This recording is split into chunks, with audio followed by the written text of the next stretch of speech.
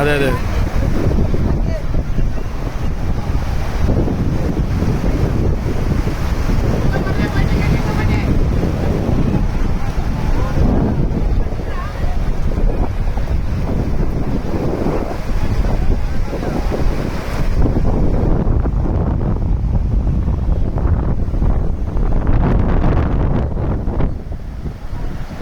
గన్నారం మన ఎంట్రన్స్ దగ్గర హైవే మీదకి వెళ్ళి వాటర్ పెద్దవాగు నుంచి మన గన్నారంలోకి వస్తున్న ఈ వాటర్ ప్రస్తుత పరిస్థితి ఇది.